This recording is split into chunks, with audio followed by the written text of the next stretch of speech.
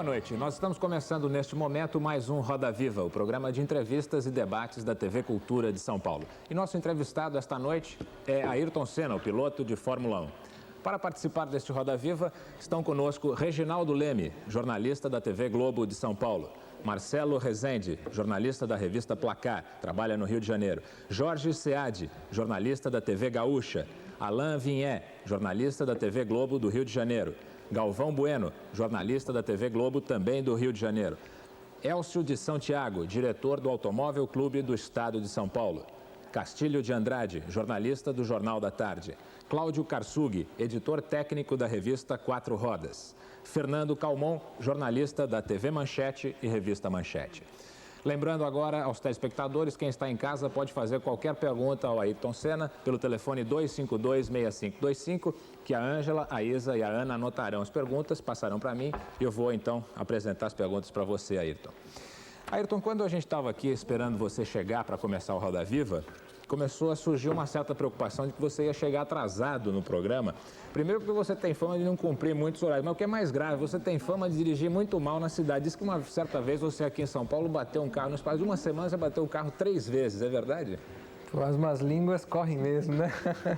Não, eu costumo chegar na hora certa, não atrasado. Você costuma chegar em cima da hora? Exatamente. Mas é verdade essa história que você bate muito o carro quando você está dirigindo na cidade? Não, essas são as más línguas, olha. Mas você nunca bateu? Agora você vai ter que... agora... perdi a conta, olha. Já bateu? Perdi a conta. Mas por quê? Nunca presta atenção no trânsito, né? Você não presta atenção? Esse é o grande defeito. A gente, por guiar, tá sempre guiando um automóvel, acaba achando que sabe muito, no fundo não sabe nada, né? Vive dando trombada por aí. Mas nunca machuquei ninguém, não. E você costuma bater... E como é que as pessoas reagem? Quando você dá uma batida, aí sai de dentro do carro. Ayrton Senna, o sujeito se sente honrado ou enfurecido? Bom, aí você tinha que perguntar para eles. Não, mas faz muito tempo que eu não bato um carro, para dizer a verdade.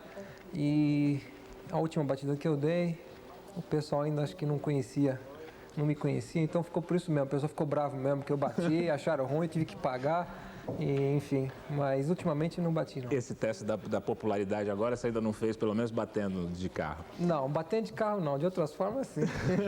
Na estrada, de vez em quando. É. O Reginaldo Leme tem uma pergunta a fazer para você aí. Eu começaria dizendo, sem dúvida nenhuma, todo mundo como piloto, como Ayrton Senna na pista, indiscutível. Então eu queria perguntar a você se fora da pista você já se sente na Fórmula 1 um sujeito apto a disputar um título mundial, fora da pista, pelo comportamento fora da pista. Pois, já fui direto, hein? Não deu nem folga, nem deu nem uma aquecida. Olha, eu acho que eu apenas iniciei na Fórmula 1, tenho 3 anos, sou bastante jovem e tenho ainda dentro de mim todo aquele ímpeto, aquela vontade de chegar lá rápido, né? Mas embora com esse ímpeto, nesse tempo que eu fiz de kart, a minha vida, praticamente toda a minha vida, a gente adquiriu experiência de uma forma natural. E isso ajuda muito. E eu particularmente acredito, lógico, que eu tenho condições de lutar com qualquer outro piloto por uma boa colocação e por um campeonato. Mas não é fácil. Dentro ou fora da pista é muito difícil, Reginaldo, porque você muitas vezes encontra adversários que são bem mais difíceis do que o carro de corrida ou um outro piloto. Enfim, você está bem dentro da Fórmula 1, você sabe o que é isso. Ayrton, uma coisa, eu só na apresentação do programa esqueci de te apresentar, o Paulo Caruso, cartunista ali em cima, ele está fazendo algumas charges suas que a gente vai mostrar no programa e depois você vai ver. Cuidado com a aerodinâmica aqui, vai devagar. Aí você estava falando da sua preparação para ser campeão também fora das pistas. O que um piloto de Fórmula 1 precisa? Como é que tem que ter a cabeça para ser campeão? O que é necessário? O que precisa? Bom, antes de tudo você precisa ter muita calma, tranquilidade e assessoria. Você precisa de ter gente que realmente está na retaguarda, te dando as dicas, te ensinando e procurando minimizar as mancadas, né? E ir com calma. Acho que a regra principal é saber se segurar. E é um grande problema, porque um jovem tem o ímpeto, tem a vontade de fazer tudo correndo, e eu sou muito assim, por dentro. Mas, ansioso. Exatamente, mas errando, eu fui aprendendo, e estou aprendendo ainda que você tem que, de vez em quando, dar uma freada, né? Engatar uma reduzida, diminuir um pouco o ritmo, porque você acaba perdendo muito mais do que ganhando com muito ímpeto, né? O Castilho de Andrade, do Jornal da Tarde, gostaria de te fazer a próxima pergunta. Vamos continuar esquentando o Ayrton. Quero agradecer o distintivo que ele me deu e perguntar para ele o seguinte: você começou, chegou aqui, sentou, a primeira coisa que você disse assim, política, vamos com calma. Por que, Ayrton? Não perdoou nada agora.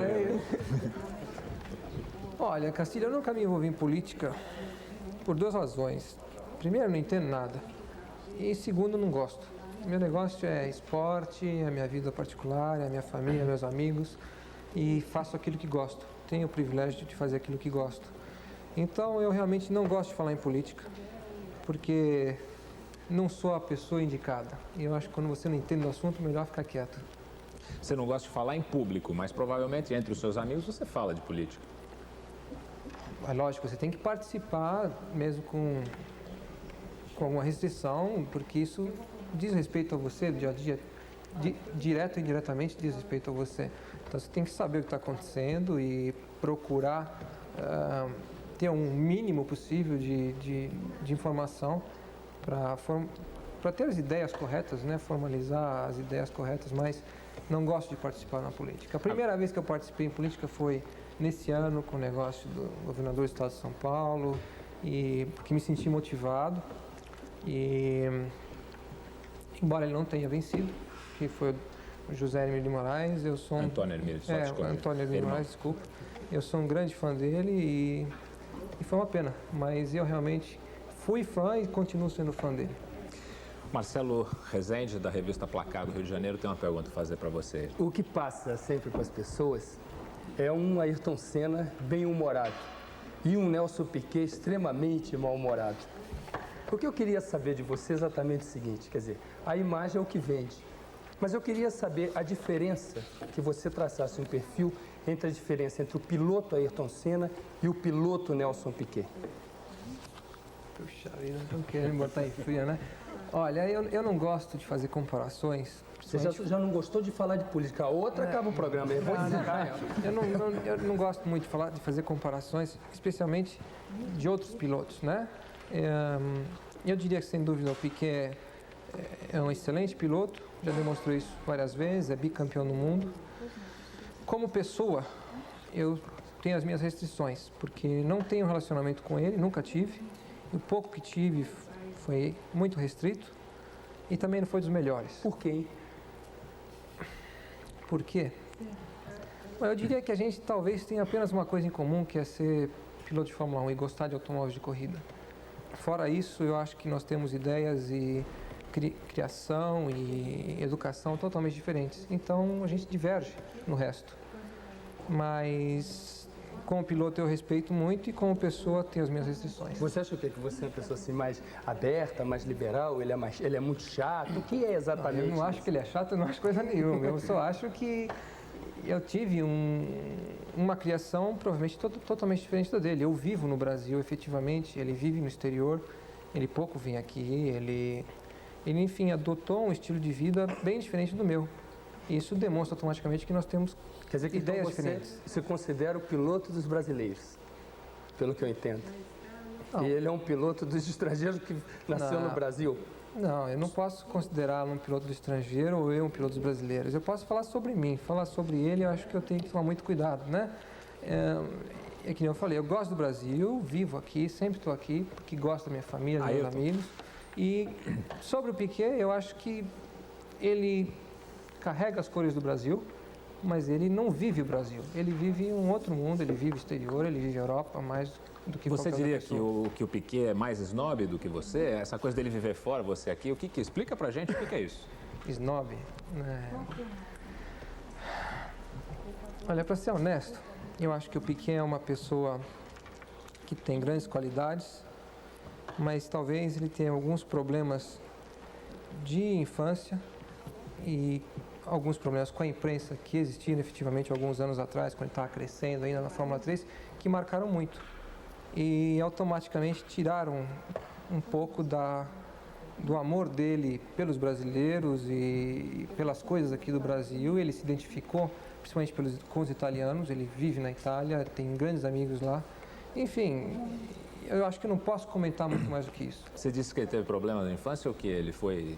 Ele é um cara, revoltado, não é? Ele é um cara... Ele é uma pessoa revoltada, ele é um cara inconstante, né? Isso não sou eu que estou dizendo, mas é uma coisa notória, né? Então, isso eu acho que dificulta muito o relacionamento com as pessoas. Não que eu também não seja, eu tenho os meus repentes e tenho os meus grandes defeitos, mas eu acho que de uma forma geral eu consigo me relacionar um pouco melhor do que ele com as pessoas. O Galvão Bueno, seu amigo até, gostaria de fazer a próxima pergunta. Eu, na primeira, perdi a largada, né? Quando o Reginaldo perguntou, o Gambellini emendou outro, eu queria entrar por ali, mas vamos por esse caminho agora. Você, para quem não queria fazer comparação, até que você falou a beça. Vocês põem pressão, né? Não dão então, né? deixa eu te dar uma colher, então, partindo de uma comparação de você e do Nelson, deixa que eu faço. Ele disse que, quando cobrado, a responsabilidade que ele tem com o fã brasileiro, com o garoto brasileiro, ele disse, eu não tenho nada com isso, eu sou corredor de automóvel, o negócio é correr e chegar na frente. Então ele é um bicampeão do mundo, você veio depois, vamos rememorar uma história curtinha, Grande Prêmio Brasil, você em segundo, ele em primeiro, ele parou no box para trocar o pneu, você passou em primeiro, a galera ficou em pé, com aquela euforia, torcendo por você muito mais do que por ele. Você, como é que você vê hoje o Ayrton Senna, ídolo de muitos garotos, de muitos jovens, de torcida, como é que você vê, como é que você encara isso? O que você sente? Qual é a sua responsabilidade para com o brasileiro que gosta de você? Bom, a minha responsabilidade é talvez maior do que todas, principalmente com a meninada, né? Com as crianças, porque a gente realmente sente nas crianças uma admiração e um carinho grande. E isso motiva mais ainda você procurar transmitir alguma coisa de especial para eles. E então eu sinto, sobretudo, uma responsabilidade com a infância, com as crianças que gostam de corrida, levantam cedo e pegam na calça do pai, na saia da mãe, que querem que levem a um autódromo, a uma pista, enfim.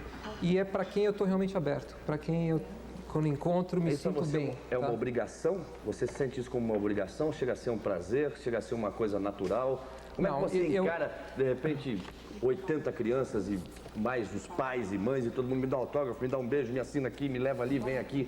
Bom, para tudo tem hora, né? Muitos momentos você não tem o tempo para dedicar a essa criançada, né? Mas caindo na hora certa é um maior prazer. No fundo é um prazer porque é uma coisa boa, traz uma energia boa, positiva. Eu já tive experiência disso várias vezes e é realmente uma coisa agradável. Agora, lamentavelmente, a gente nem sempre está disponível e com cabeça para transmitir de volta para toda essa criançada essa energia positiva. Gambellini, deixa eu abusar? Pode. Te deu uma colher de chá? Então agora deixa eu te dar um aperto. O que você sentiu quando chegou em segundo e o Nelson em primeiro do Grande Prêmio Brasil? Eu não senti nada, eu estava ali querendo ganhar, não tem dúvida disso. Não deu para ganhar, vou fazer o quê? Eu vou tentar no ano que vem, vou tentar no outro ano e vou tentar tantas vezes quantas eu correr. Mas quando você corre, você depende de um carro, de uma equipe. Não é como o tenista que tem a raquete e a bolinha de tênis, né? Então, não depende só de você, você tem que realmente trabalhar em equipe, depende de um conjunto de pessoas e de uma máquina, né? Mas voltando só ao assunto das crianças, eu acho que a maior motivação que qualquer esportista pode ter é a admiração e o afeto das pessoas, em especial das crianças, porque elas são puras, elas só transmitem coisas boas, né? Ayrton, a gente estava agora mesmo falando do relacionamento, ainda na pergunta do Galvão, com o Piquet, essa questão do Grande Prêmio Brasil. Tem uma pergunta de um telespectador aqui, Antônio Tartaras, ele mora na Moca, um bairro aqui de São Paulo. Qual é a sua relação, a relação de amizade que você tem com Nigel Mansell? Se é boa, se é ruim? Como é que é? Peraí, então coloca o Keck Rosberg junto, assim ele já responde dos dois. Então, vamos aceitar a sugestão do Galvão. Então, com Nigel Mansell e com Olha, Keck com o Rosberg. Mansell eu tenho alguns episódios a citar, né? Infelizmente, em 2 oportunidades a gente teve um encontro e ele foi quem saiu da pista. E Por acaso, lógico, né? Bom, e ele não ficou nada contente. E isso dificultou um pouco o relacionamento da gente, porque a gente está ali competindo, próximo, e o objetivo de todos nós é vencer. E como ele saiu da pista e bateu e ficou fora da corrida, botou a culpa em mim, jogou a culpa em cima de mim. E eu não aceitei, lógico, você tem que lutar e não ajuda no relacionamento. com o Keck, inclusive no episódio com o próprio Mansell, ele tentou uma ultrapassagem, estava liderando a corrida no ano passado no Grande Prêmio de Brands Hatch, eu liderando, o Keck em segundo, o Mansell em terceiro. Aí o Keck foi tentar me ultrapassar, não conseguiu, rodou, voltou para o box, furou o pneu, tirou um piquet na jogada também e voltou para a pista exatamente uma volta atrás, bem à frente de mim, né? Mas uma volta atrás. Ele pegou, me segurou, trancou, eu fui obrigado a não ultrapassá-lo, que ia ter um acidente, e o Mansell pegou, me passou nessa. Aí ele deixou o Mansell passar, quando eu fui me enfiar, ele trancou de novo. Então eu vi que ali, se eu entrasse, eu ia voar fora da pista. Eu ia ter alguma coisa a perder ele não, porque ele estava uma volta atrás. Mas o relacionamento dentro da Fórmula 1 entre os pilotos é difícil, porque a competição é tão grande e acirrada que realmente dificulta o relacionamento de todos nós, né, como pilotos. Tanto dentro como fora da pista. O problema fora da pista é que você nunca se encontra. Cada um vive num país, tem hábitos diferentes, costumes diferentes, hobbies, né? E a gente se encontra justamente num final de semana na competição, onde o clima não é propício a uma amizade. E esse encontro no clima da competição já deve ser uma coisa terrível, né? A pressão que a gente vive é muito grande nos finais de semana de corrida, não é só no domingo a corrida, aquilo vem crescendo já na quarta-feira que antecede, na quinta você já está no autódromo, sexta e sábado tem treinos, classificação, e aquilo vai crescendo, né? E é realmente difícil de você manter a calma, a tranquilidade, não cometer erros, para não prejudicar os outros e também acabar não se machucando, né? Ô, Ayrton, só para aproveitar o Piquet, o Mansell, aí junta tudo num balaio só. Me diga o seguinte, a sensação, eles acompanham e eu fico ali na televisão, escutando lá o Galvão, o Reginaldo, mas me passa a sensação seguinte, que a briga entre o Mansell e o Piquet acabou dando o título ao Prost. Eu queria saber você, num problema, vamos dizer, que você fosse da Williams e tivesse que se relacionar numa equipe inglesa com o Mansell, você teria usado da mesma estratégia do Piquet ou você teria ajeitado um jeitinho brasileiro para resolver aquilo e não levado muita ponta de faca? Olha, uma coisa é certa. Esse é o programa do suspiro, que eu nunca vi ninguém suspirar. Está apaixonado? Uma coisa é certa. O piloto com a imprensa tem uma dificuldade muito grande, normalmente, de manter um relacionamento. E a imprensa escreve muita coisa que a gente nem chega a dizer. Então, eu não tenho dúvida que muito do que se escreveu, do que se disse da intriga de Piquet e Mansell, não era tanto assim. Mas é um assunto, é matéria e o pessoal vai em cima, o que é normal. E eu não posso dizer que eu estivesse no lugar do Nelson, eu teria agido da mesma forma. Eu acho que a reação de qualquer piloto dentro de uma equipe, principalmente se tem um companheiro forte, é de tentar ter a equipe ao seu lado o máximo possível. É o apoio que você precisa na hora do vamos ver, que faz a diferença. O Mansell era inglês, a equipe é inglesa, o Nelson estava entrando na equipe, mas o Nelson era bicampeão do mundo, o Mansell não era. Então acho que as coisas se balançaram, se equilibraram, né? E tanto é verdade que no final a diferença entre um e outro foram 3 ou 4 pontos. Então acho que ninguém pode reclamar, nem ele nem o Mansell. Eu acho que ambos tiveram condições de igualdade e lutaram em condições iguais. Talvez por isso, inclusive, um tirou ponto do outro em várias oportunidades. E quem acabou levando a melhor foi o Prost. Foi uma estratégia errada, então.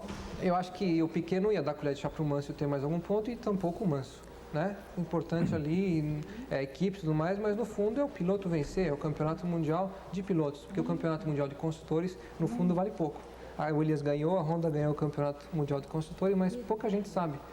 O que todo mundo sabe, a maioria sabe, é o campeonato mundial de pilotos, que foi o Prost. Né? Ayrton, a próxima pergunta é do Cláudio Karsug, da revista Quatro Rodas. Ayrton, você conseguiu construir ao longo de sua carreira uma imagem muito positiva, sobretudo para com a imprensa brasileira. Existem momentos difíceis. Aquele repórter, digamos, mais chato, que chega entre uma sessão de treinos e outra, você está conversando com o Duque Arruja, ele quer saber se você vai ganhar ou não. Você encara isso normalmente como um ônus da tua profissão? Quer dizer, já vestiu aquele hábito profissional ou ainda não? Bom, eu procuro ao máximo, né? Mas é difícil.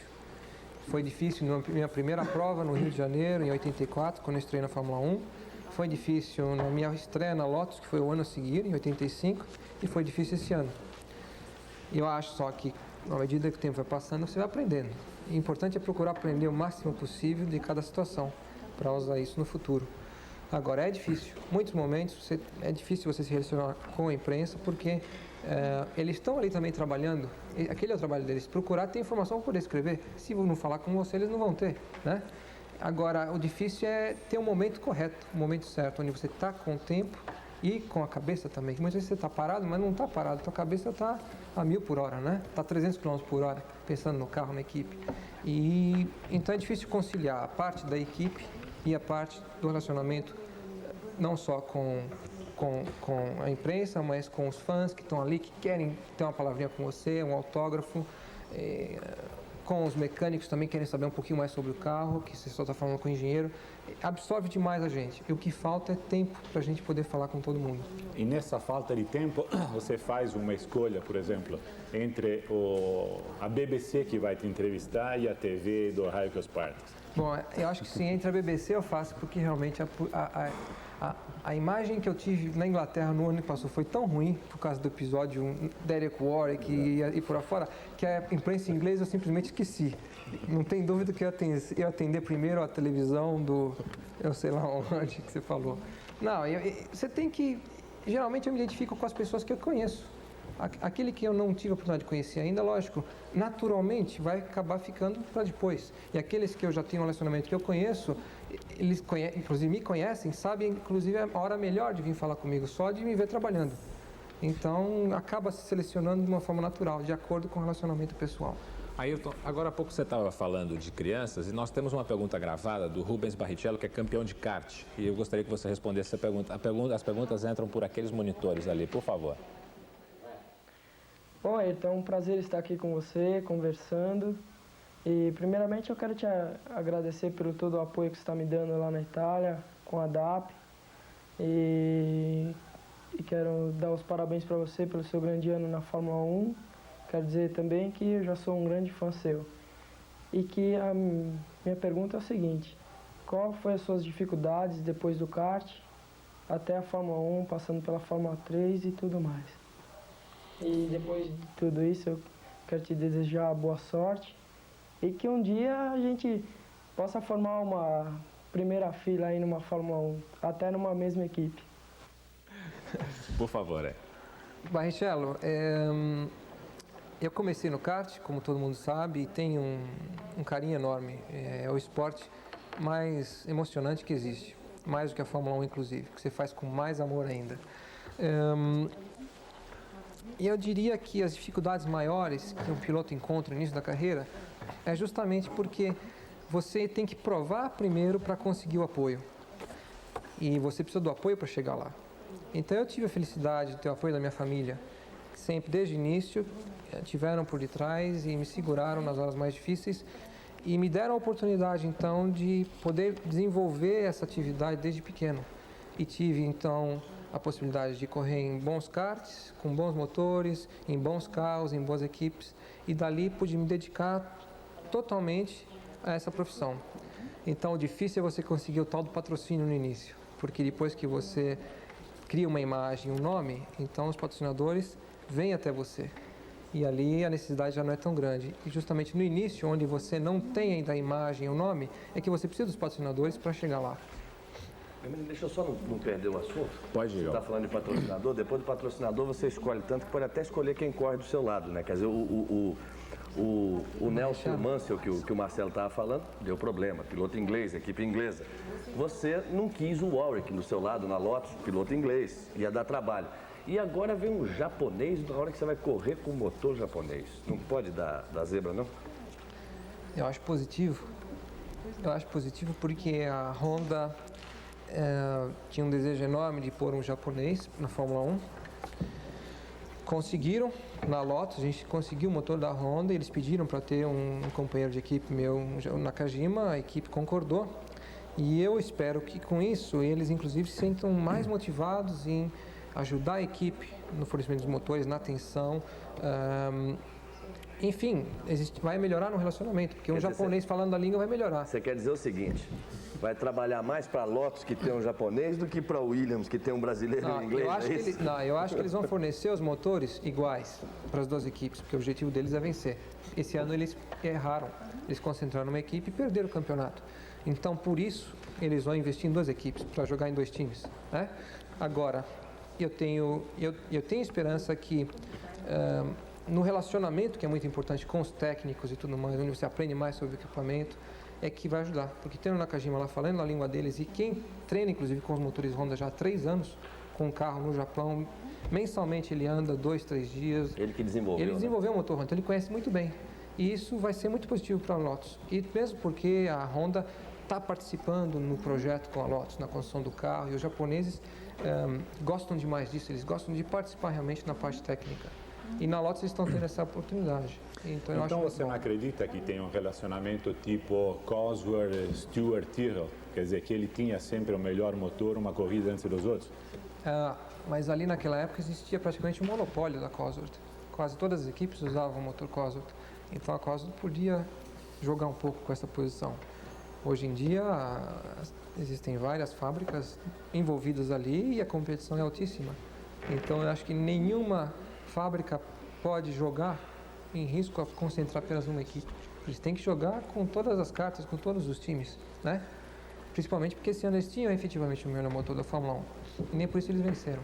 Eles venceram o campeonato mundial de construtores e o de pilotos ficou com o Prost, né? Ayrton, a próxima pergunta é do senhor Elcio de Santiago, diretor do Automóvel Clube do Estado de São Paulo.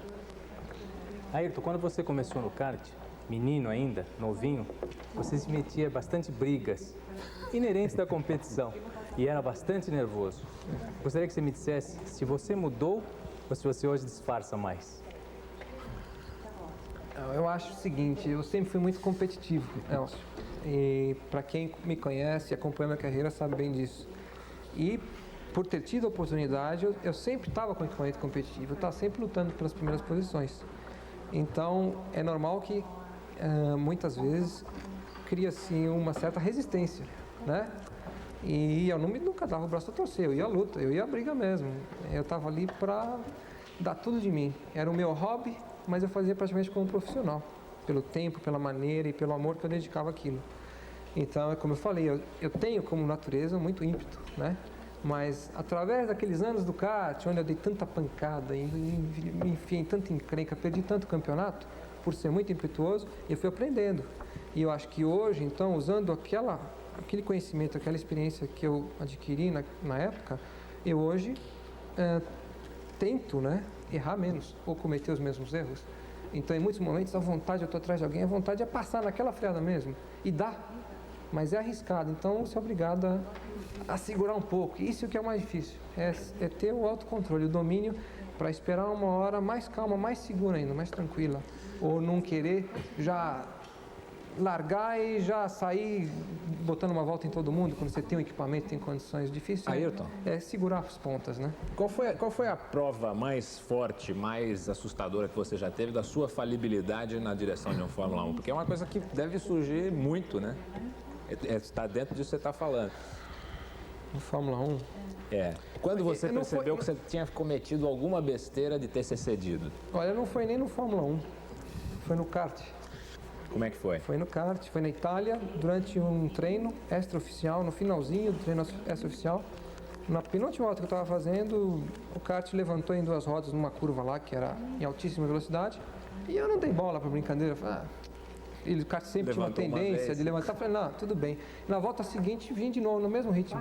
E o kart levantou e saiu de faca e eu bati numa cerca. E o kart me prensou com a cerca, né?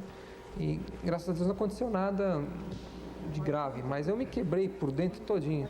E aquilo foi uma prova para mim mesmo de que eu estava ali envolvido com o ímpeto de ir mais rápido.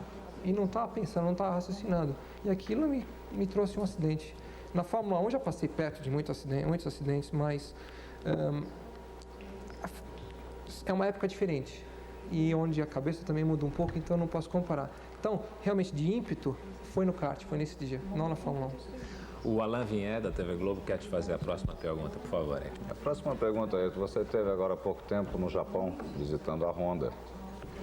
E os fãs, seus fãs, o ano passado, diziam: quando o Ayrton conseguir o motor Honda, o papo vai ser outro. Você acredita que com esse novo regulamento, isso aí pode persistir? Eu acho que no ano que vem a Lotus vai ter mais condições de produzir um equipamento competitivo com o apoio da Honda e com o motor Honda. E até hoje eu tive um bom carro, não tem dúvida. Tanto é verdade que eu liderei várias provas, eu venci 4 corridas, fiz várias pole positions, caso contrário eu não teria feito. O que faltou muitas vezes foi um carro mais constante, um carro que consumisse menos combustível. E eu espero que no ano que vem eu tenha isso. Agora, para 88, quando efetivamente o novo regulamento, a nova regulamentação vai entrar, então vai se mudar tudo. Então tem que jogar a moeda para cima e deixar cair. E eu acho que as grandes equipes vão continuar na frente, vão produzir ainda os melhores carros, como a Ferrari, a Lotus, a Williams, a McLaren. E as equipes do meio e as de trás vão continuar ali. O que pode dar é uma zebra de uma dessas equipes ter um material de momento bem superior aos outros. Que toda vez que existe uma mudança no regulamento, aquele que está mais ligado na situação e consegue se adaptar mais rapidamente à nova regulamentação é quem dá um pulo grande. E quando um regulamento vem ano a ano passando, a tendência é ir juntando e aproximando todas as equipes. Então, esse ano foi um campeonato muito bonito, bem difícil. E no ano que vem, eu acho que vai ser mais difícil ainda. A Ferrari vai entrar na jogada, esse ano eles não estavam bem, acho que ano que vem eles vão estar. A Williams vai estar forte de novo, a McLaren vai, e eu acho que a Lotus vai estar mais forte, novamente, do que esse ano. Então vai ter uma briga maior ainda. Pelo chassi ou pelo motor? Pelo conjunto, eu espero. Pelo conjunto. Porque não vai ser só o motor que vai vencer o campeonato. Vai ter que fazer um carro de acordo com o motor. Aí, aproveitar que você está de frente, você está rodando tudo, tanto, e quem roda ultimamente é o Piquet, né? Você não anda rodando tanto. Eu queria saber o seguinte. Marcelo não gosta do Piquet, não. Não, eu gosto, mas é que é o que eu me lembro. Casualmente ele roda, agora ele não está rodando tanto. O que você é solteiro, deve ter uma namorada aí, daquela história que esconde a namorada, por aí vai. É frio, mas, é fria, hein? Essa é fria, né? Mas o mundo da Fórmula 1, né, para quem está do lado de cá, no anonimato, ele é sedutor. Porque o que aparece é o seguinte, aquelas menininhas ali de saiote curto e tal, você deve receber um monte de cantada e tal, e tem que administrar isso muito bem. Você mas não pode ficar eu na cama o dia tenho um inteiro, né, departamento doutor? competente Imagino só para essa área. Como é que é isso? Como é que é esse mundo? Você recebe muita cantada, você recebe muita proposta? Como é que é esse outro lado da Fórmula 1? Não, que nem eu falei, um piloto precisa ter uma boa retaguarda, certo? Precisa ter uma equipe muito boa para te dar assessoria. Então, eu também tenho uma boa assessoria nessa parte, né? Que toma conta... Marca para você? Não. Primeiro verifica, né? Verifica. Chega na hora de largar. Não, é brincadeira. Olha, a Fórmula 1 tem a imagem, né? Das corridas e das mulheres bonitas e do dinheiro e disso, dos iates, dos carros, aviões e tudo mais. Eu posso dizer para você o seguinte, para um piloto que está realmente disposto a lutar por um campeonato e tem um pouco de responsabilidade, que existem 200 ou 300 técnicos trabalhando para você o ano inteiro dentro de uma equipe, para te dar um carro competitivo, então tem hora para tudo. É? Você tem uma regularidade, assim, uma coisa tramada? Como é que é isso? E levando sobre esse aspecto, né? Levando sobre esse aspecto, num final de semana de corrida, eu vou te dar um exemplo, a gente chega na pista quinta, vai direto para a pista, fica o dia inteiro lá, são os últimos preparativos para o final de semana, na sexta chega de manhã cedinho, fica o dia inteiro lá, com a cabeça desse tamanho, sai de lá, vai para o hotel, muitas vezes 8, 10 horas da noite, você quer comer, dormir, que não aguenta mais, e tem que estar descansado para o dia seguinte. E do sábado para o domingo a mesma coisa. Acaba correndo no domingo, você sai correndo para o aeroporto, pegar um avião para ir para casa. O que mais você quer é ir para casa descansar e desligar daquela loucura, que realmente é tanta gente em cima de você, tanta gente querendo saber e falar e fazer fofoca, e tanta gente querendo te botar em fria, principalmente, que você tem que estar super ligado para não dar nenhum escorregão. Então, quando acaba a corrida, você quer se esconder, você quer ir para casa. Mas uma mulher não pode esquecer. Mas aí Mas uma mulher não ajudaria nesse relaxamento? Quem aproveita então é a sua retaguarda. É quem marca? Mas como eu sou um rapaz muito comportado, eu mantenho a linha. Marcelo, eu não vou perguntar para ele não, que ele vai ficar zangado comigo, mas pergunta para ele quando não pode sair do motorhome Tem mais de um esperando, confusão, como é que é esse negócio? Não relaxa? Você, por exemplo, não tem... Eu que lido mais com a área de futebol, eu conheço alguns... Azar seu, né, Marcelo? Eu conheço alguns jogadores famosos e tal, que achavam normal e tal, assim, relaxava, descontraía, entrava no campo melhor e tal, não sei o que. Você não. Ó, é difícil você relaxar, viu? É muito difícil, não dá nem tempo. Olha. Não dá pra relaxar, imagina, né? Não tem condição, não. Ou você faz uma coisa ou faz outra. Aí, aproveitando, você tem vindo mais frequentemente a São Paulo. Tem até um calendário. Agora é entregação. Não, ultimamente você passou a vir quase praticamente. Não vai ter os comerciais, não? Depois de todo o grande prêmio. Quem é a namoradinha nova? Namoradinha nova, mas olha só. Eu vim ao Brasil sempre que posso, sempre foi assim. Teve vezes que eu tinha 5 dias de folga só e eu pegava o avião e vim pra cá, viajo 11, 12 horas, porque eu tenho um laço muito grande com poucas, não muitas, mas grandes pessoas. A minha família, os meus amigos, minhas amigas, né? E realmente eu gosto de estar aqui, eu tenho uma base na Inglaterra, quando eu estou na Europa, mas não consegui me adaptar à vida da Europa. Eu realmente sinto necessidade de estar aqui em São Paulo, aqui no Brasil. Ô, Ayrton, nós estávamos conversando, eu e o Rodolfo, no início, antes do programa começar, e ele estava me dizendo, o Ayrton Senna queria que a Luísa Brunet viesse entrevistá-lo. O que será que ele estava pensando? Por quem que a Luísa Brunet? Bom jornalista não deve citar as fontes, hein, Marcelo? De dar informação. Ó, essa conversa de vir aqui no programa, saiu semana passada, num jantar e tal, eu falei, tudo bem, vamos fazer isso. Mas tem que botar uma presença feminina lá também, para botar um colorido, né? Afinal de contas, só homem. Não tá com nada, né? Você citou nominalmente. Fez questão de Luísa Brunet. Eu admiro a Luísa Brunet. Vou fazer o quê? Admiro ela. Eu sou um fãzão dela. Vocês são amigos? Vocês são amigos? Não conheço a Luísa Brunet, então tá aí, não vai maldade. Você não a conhece? Não conheço. Não conhece. Simplesmente admiro. Quem é, na tua opinião, a mulher mais bonita do Brasil no momento? Você vê em revista. Agora você tá querendo botar em fria, pô. Parece que você vê em TV, vê em revista, vê no cinema. Olha, a mulher brasileira realmente está de 10-0 em qualquer outra mulher aí pelo mundo. Então a mulher brasileira tem o charme, tem a ginga, sabe se vestir, sabe combinar cores e é uma parada. Não existe a mulher mais bonita, a mulher se torna bonita, né? Mas um tipo que te chama a atenção, assim, Brunet, a Xuxa, um manequim, assim. Você botou uma no colo esse ano, não foi? Como é que é? Você botou uma no colo esse ano.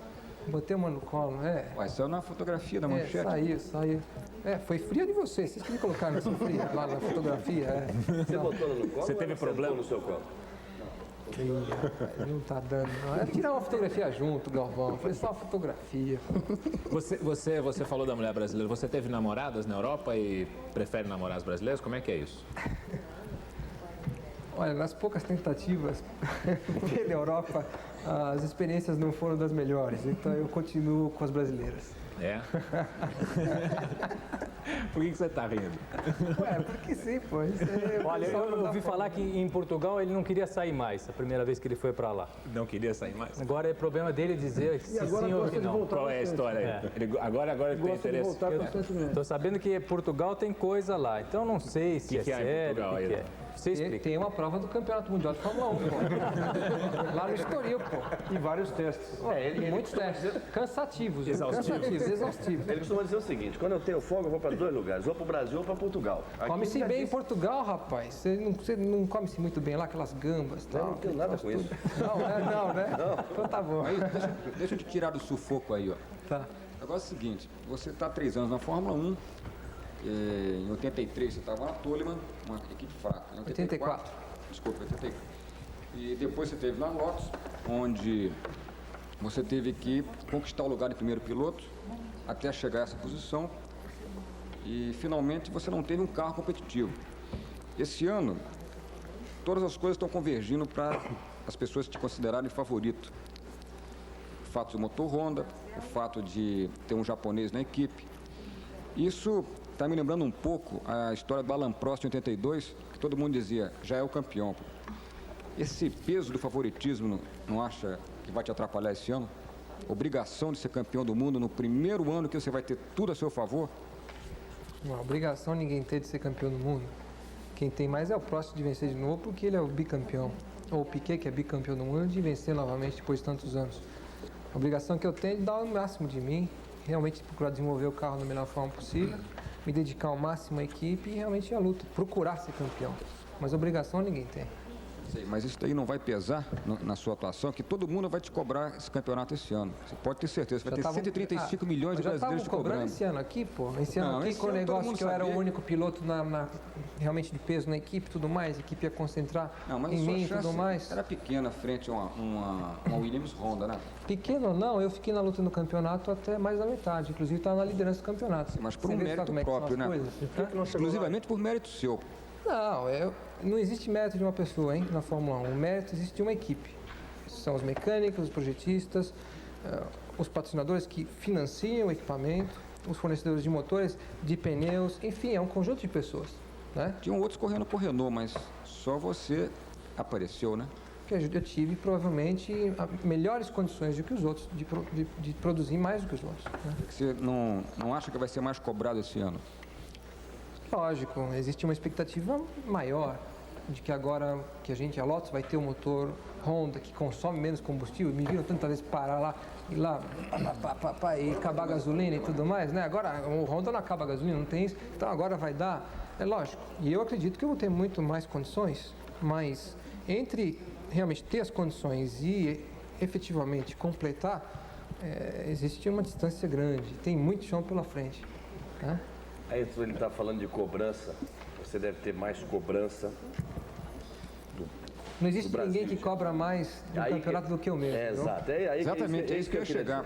Eu quero saber a sua cobrança. O que você está cobrando de você, Ayrton Senna, nesse momento? A nível, por exemplo, é o seguinte, o que o Ayrton Senna já fez e o que ele tem que fazer? Eu quero lembrar uma conversa curtinha que nós tivemos um dia. Eu fui lhe dar os parabéns por mais uma pole position. Você olhou de cara feia para mim e disse assim, trocava essas pole todas por mais uma vitória. São 4 vitórias só até agora, de uma carreira feita só de vitórias. Naquele dia você estava irritado, talvez, acho que foi logo depois do Grande Prêmio de Portugal. Chegou perto e não ganhou. Você estava trocando as poles todas do ano por mais uma vitória. Então, qual é o seu nível de cobrança para com você mesmo? O que você fez, o que você tem que fazer, como é que você se cobra como é que você está cobrando essa ausência de vitória? Só completando a pergunta do Galvão, é a mesma linha. E te conhecendo como eu te conheço, e agora mesmo você falou de ímpeto e de exigência, de cobrança sobre você mesmo, eu tenho certeza, 4 vitórias para você, completando o 3º ano de Fórmula 1, 4 vitórias. Ao completar o 3º ano, você esperava ter conseguido mais do que isso? É isso que eu estava dizendo, o que ele está se cobrando? Quando eu entrei na Lotus, eu esperava conseguir minha pole position, né? E a minha vitória. E na segunda prova do campeonato, eu fui em Portugal, eu consegui a pole e a vitória junto. Então aquilo veio assim rápido, né? E numa hora boa. Era necessário para que eu me estabelecesse na equipe. Desde então, aí eu passei por um período ruim, não terminava uma corrida, tal. Depois venci em Spa, na Bélgica. Depois esse ano aqui venci 2 provas, no sufoco, né? Que não foi fácil. Foi na Espanha que eu ganhei por alguns centímetros e depois em Detroit que o Piquet deu no meio do muro lá e melhorou as coisas, né? Senão teria sido uma corrida daquelas, né? E por coincidência, como no ano anterior, ganhou logo na segunda corrida também, que foi na Espanha, né? Exatamente. E a dedicação que eu tenho para o automobilismo é tão grande, mas é com tanto prazer, e é com tanta vontade, com tanto amor, e isso vem desde pequeno, desde o tempo do kart, que realmente eu acredito que a gente tem condições de lutar de igual para igual. E acreditando nisso é que eu procuro tirar o máximo de mim. Isso começa já na hora que você está se preparando psicologicamente, no início do ano, nessa época, quando você tem que treinar bastante para se preparar fisicamente, para a temporada estar bem, né? Então, quando eu vou fazer 7, 8 km por dia, que não é fácil, chega no meio dos 3, 4 km você já está pedindo água, né? A maior motivação é de saber que eu vou ter uma equipe com 200, 300 pessoas trabalhando, eles estão lá acreditando em mim. Que eu vou estar lá na hora do vamos ver e vou corresponder à expectativa deles. Então, eu corro 7, 8 quilômetros e vou em frente e essa vontade de vencer é o que me mantém. É a minha motivação maior. A vontade de vencer é o que me mantém participando numa corrida, num campeonato de Fórmula 1.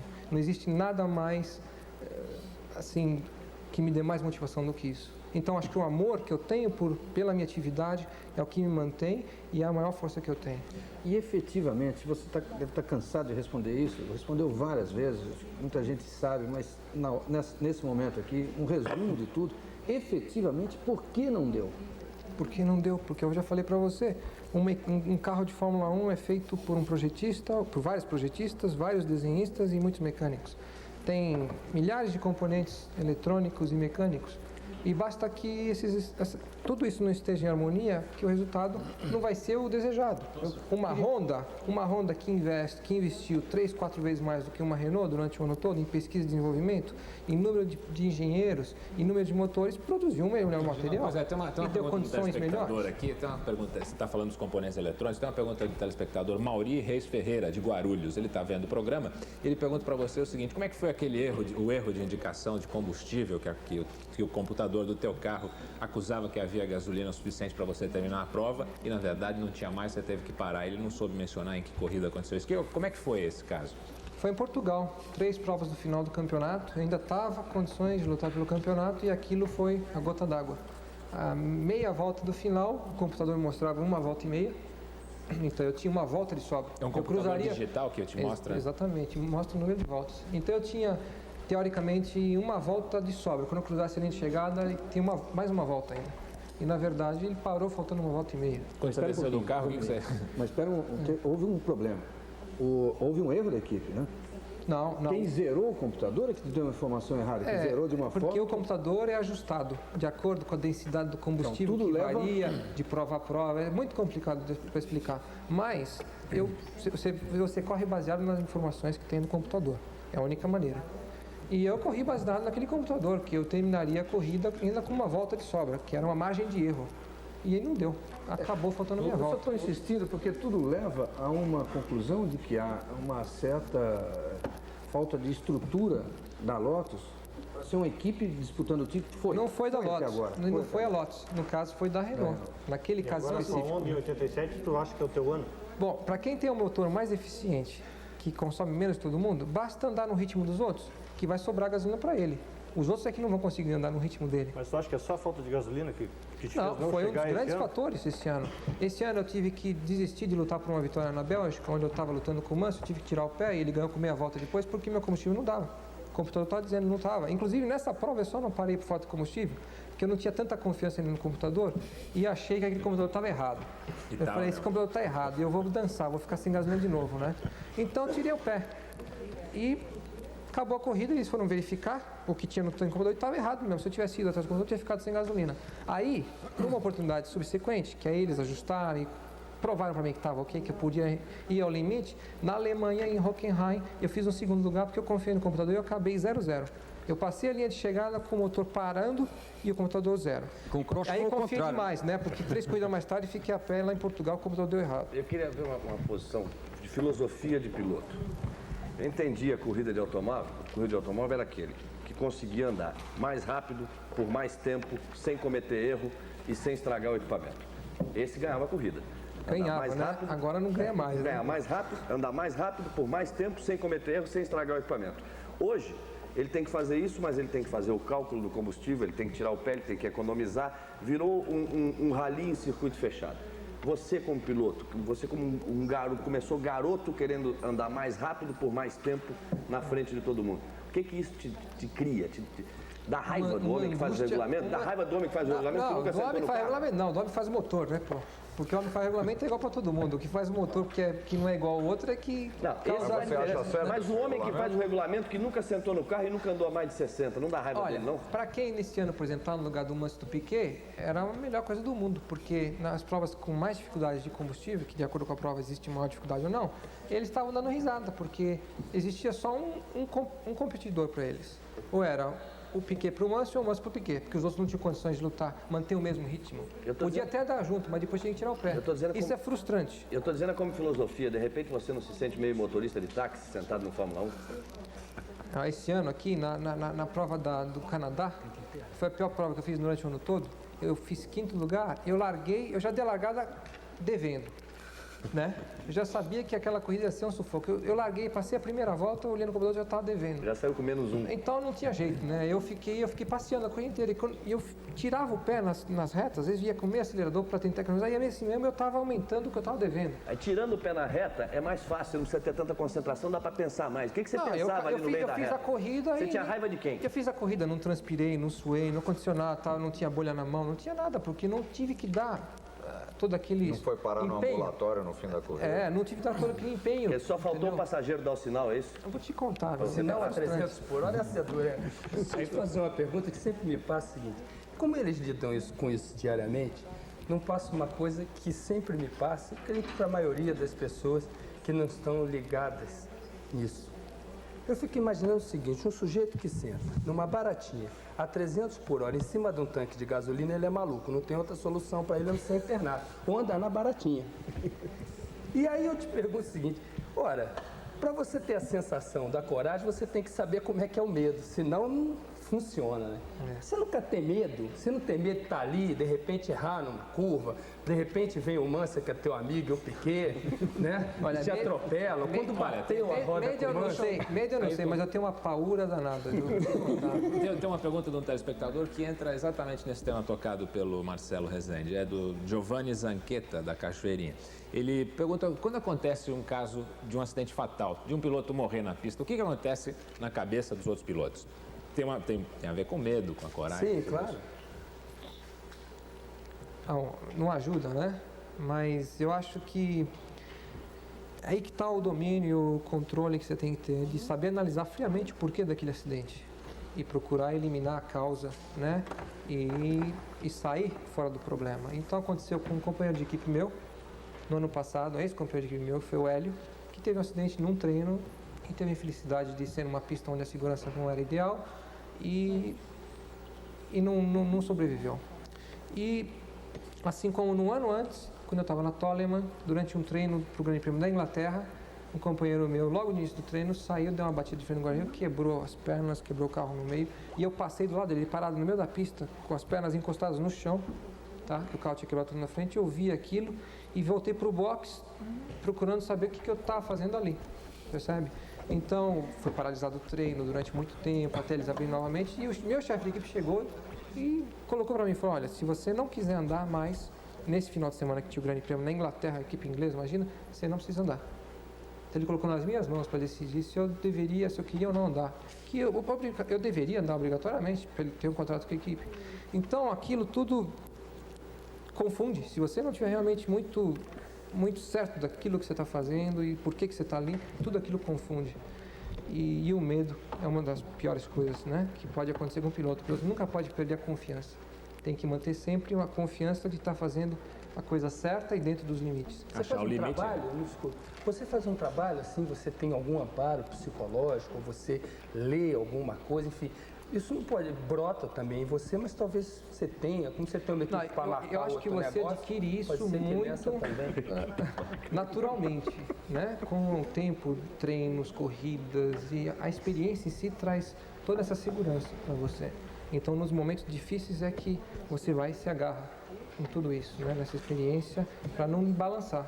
Então, nesse próprio dia, dali uma hora, abriram a pista, eu voltei a pista, guiei e andei bem, foi a minha melhor colocação, fui terceiro na corrida no Grande Prêmio da Inglaterra com o Toleman.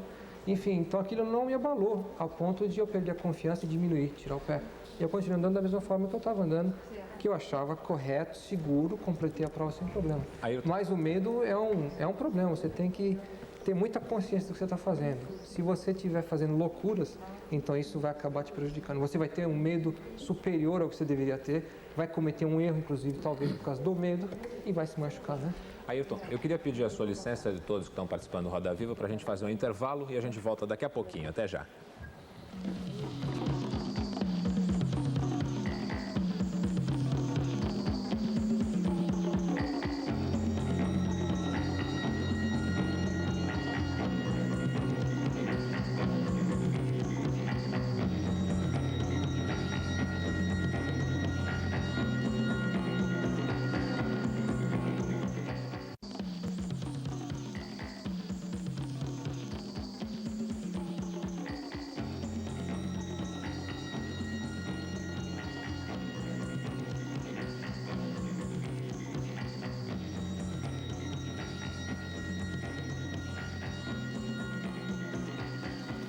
Nós voltamos então com Roda Viva esta noite, tendo como entrevistado o piloto de Fórmula 1, Ayrton Senna. Ayrton, um pouco antes de chamar o intervalo, uma pergunta do Marcelo Rezende, que eu juntei com uma de telespectadores, estava falando de medo, essa coisa do limite do medo. Como é que você se prepara? Porque deve ser uma tensão maluca, né? Que as pessoas, pessoas comuns não têm muita ideia do que seja. Primeiro, tem muito dinheiro envolvido, você ganha muito dinheiro. Segundo, tem o risco... É? Verdade. Eu não acho, eu tenho certeza. Em segundo lugar, tem o risco da tua vida. Tem uma coisa de público, que você tem que responder à imprensa, você tem que responder ao público, tem uma série de responsabilidades. O sujeito, quando vai fazer um vestibular, ele tem diarreia na véspera. Ou quando vai fazer uma coisa, sempre tem um momento em que baixa um nervoso fantástico. Como é que você relaxa? Como é que você se prepara? Como é que é a tua noite de sono no dia que antecede uma prova decisiva para você? É muito relativo, depende como é que está o carro. Se o carro estiver bom, se estiver numa posição boa, então aquilo é uma pressão um pouco maior, porque você sabe que tem condições, depende de você. Mas ao mesmo tempo é uma motivação, então é um prazer de saber que você tem condições no dia seguinte de lutar, né? Quando o carro está ruim, aí é uma droga. Você já não dorme, fica pensando o que você vai fazer, o que você vai inventar para conseguir tirar aquela diferença, né? Então aí não tem sono que resista, né? Você já passou a noite acordado antecedendo corrida? Já passei, sim. Já passei, mas geralmente eu gosto de dormir. Durmo 10 horas. Gosto de dormir. Posso dormir até 10 horas por dia, mas geralmente noite anterior à prova eu durmo 6, 7 horas só. Dada a tensão, Por causa da tensão. É isso aí. E como é que você relaxa? O que você faz? Joga tênis, nada, joga futebol? O que você faz? Você tem um método de relaxamento? O que ajuda no medo, na segurança, para você ficar mais natural, no meu caso, é rezar. No que eu entro no carro de corrida, toda vez eu rezo. E é uma forma que encontro de ficar normal, natural, tirar aquela tensão, aquele nervosismo, aquele ímpeto, e aquilo faz com que eu fique bem tranquilo e tal. E na hora que o carro sai, aí se torna natural. Vai em frente. Mas qual é o tipo de ajuda que você qual pede é a para reza ele? Você pede para ele lá em cima? Você pede o primeiro lugar, é para não se machucar ou para ganhar? Os dois. Os dois. Para ganhar sem se machucar. Exato. Ayrton, você diz que sempre procura ter muito cuidado para não entrar em fria. Recentemente, ou não muito tempo atrás, eu vi uma declaração do teu projetista, Gerard Ducarruche, em que ele dizia alto e bom som que apostava em você como campeão mundial para o ano que vem. Bom, o Gerard é otimista para burro, né? Você acha que isso aí te põe numa fria ou é apenas um ato de confiança dele em você? O Gerard é um francês, a italiana, a inglesa, enfim, ele é uma pessoa extraordinária, tem um otimismo incrível, gosta demais daquilo que faz, é motivado pela atividade dele, que é o automobilismo. E a gente tem realmente um relacionamento extraordinário. E eu acho que a confiança ali é recíproca. Tanto eu confio demais nele, como ele em mim. E é importantíssimo. Quer dizer que você confia que ele vai fazer um excelente carro? Não tem dúvida. Eu acho que ano que vem vai ser bom. Posso fazer uma pergunta aqui? Pode, por favor. Eu queria saber de você o seguinte, a criançada deve perguntar muito para você. Você, quando começou a pensar em correr de kart, todo jogador de futebol, quando começa a jogar futebol, ele tem uma equipe do coração.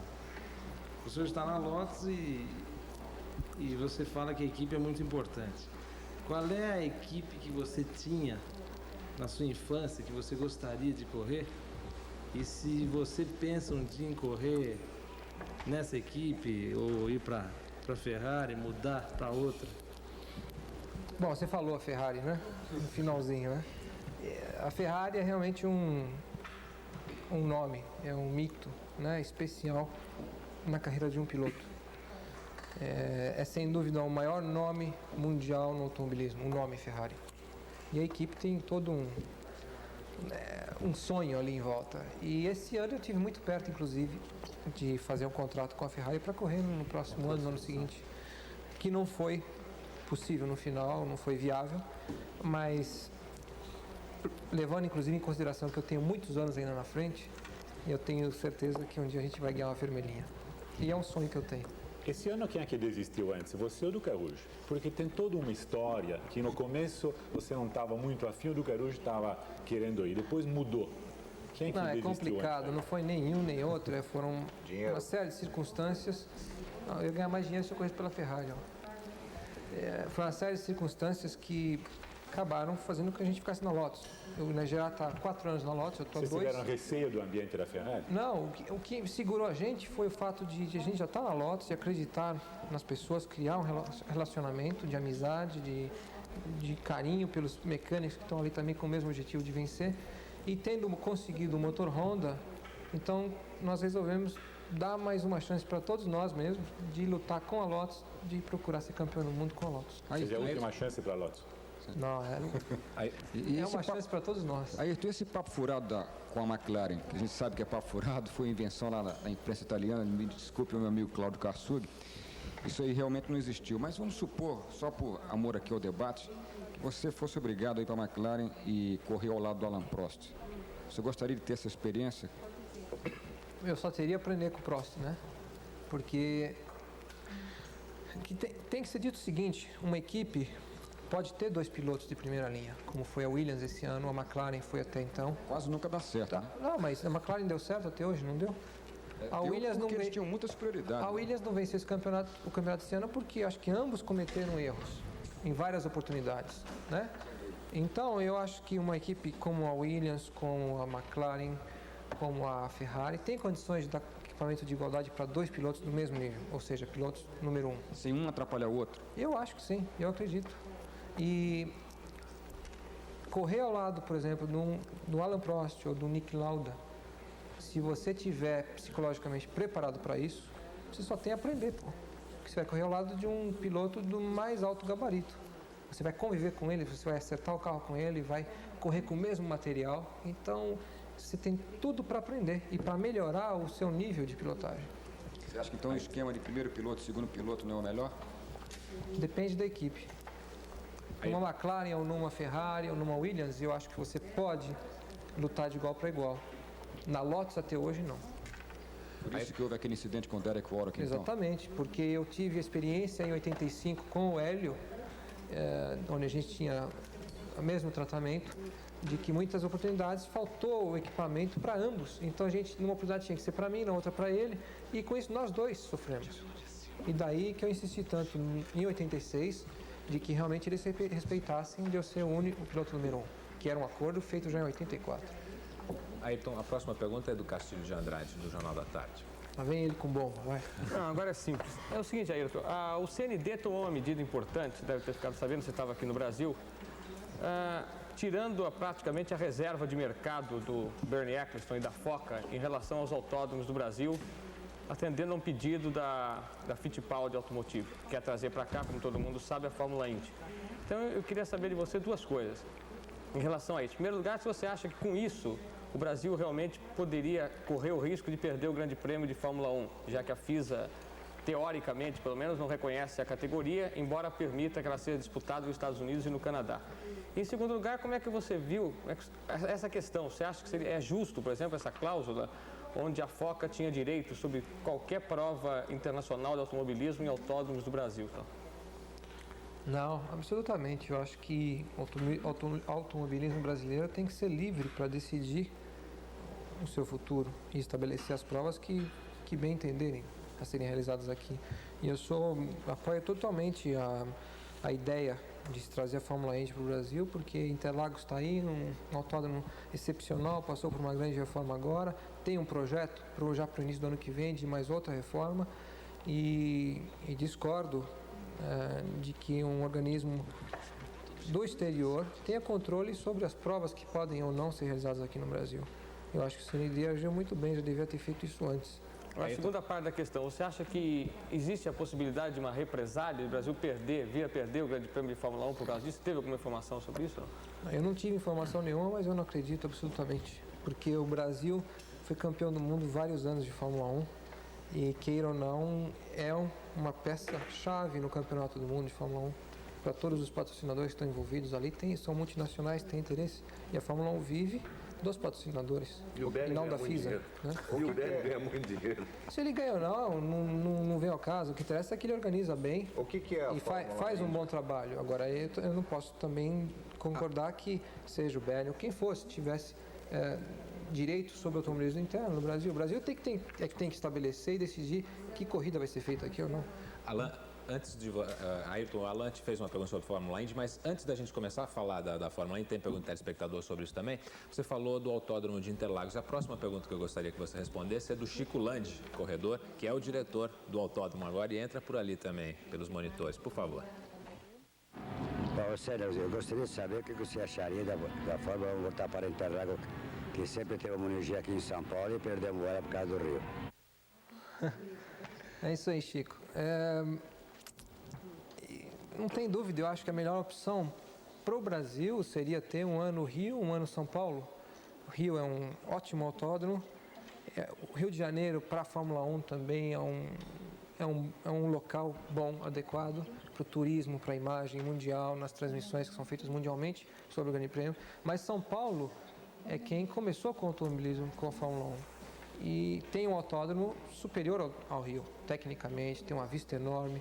É uma pista que tem alta, média, baixa velocidade e para o público, inclusive, de vários pontos da pista pode ver quase toda a pista.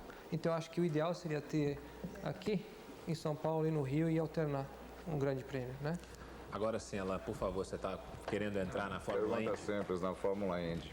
Você acha que a Fórmula Indy realmente é um refúgio de piloto que não dá mais para a Fórmula 1? A Fórmula Indy é uma categoria que está presa aos Estados Unidos. Então, você tem praticamente só americanos correndo lá, com poucas exceções. Então, tem um mexicano, tem um colombiano, tem 2 brasileiros, mas ela é muito americana, né? É USA.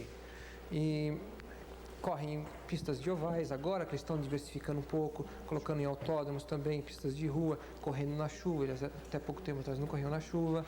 Então, eles estão indo no caminho, digamos, da Fórmula 1, porque a Fórmula 1 compete um pouco com eles em termos mundiais. Nos Estados Unidos eles são absolutos, a Fórmula 1 praticamente não existe lá.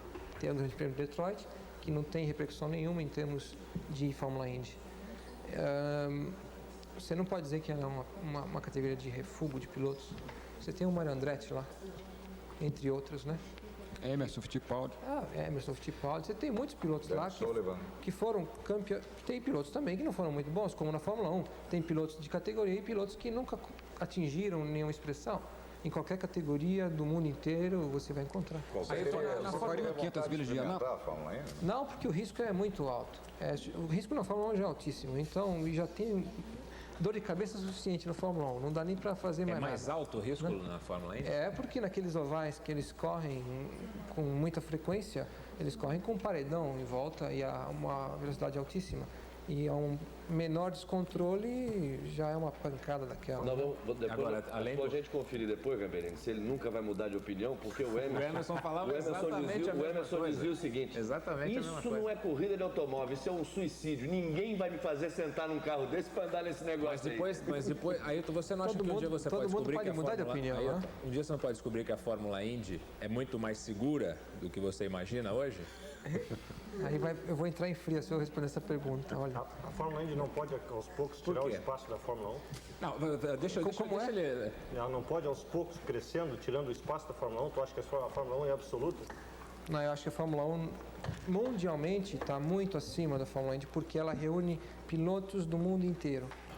Ao passo que a Fórmula Indy ela está concentrada com americanos e ela não tem a repercussão que tem a Fórmula 1. Mas ela expandindo como tal, não pode chegar a isso? Ela vai aumentar, não tem dúvida, mas eu acho que ela nunca vai chegar em termos de repercussão mundial ao nível da Fórmula 1. O Galvão lembrou bem essa coisa do Emerson, que ele falava que aquilo jamais correria, então, de jeito nenhum. Depois fez um contrato que eu não sei de quantos milhões de dólares foi, quantos milhões de dólares ele está ganhando hoje e está correndo. Você admite a possibilidade de um dia vir a correr na Fórmula Indy? Rodolfo, você só viria a correr na Fórmula Indy por dinheiro? Deixa eu só cavalar aqui uma perguntinha em cima da sua, que eu acho que tem o mesmo assunto. Uma pergunta simples, todo mundo está fazendo pergunta assim.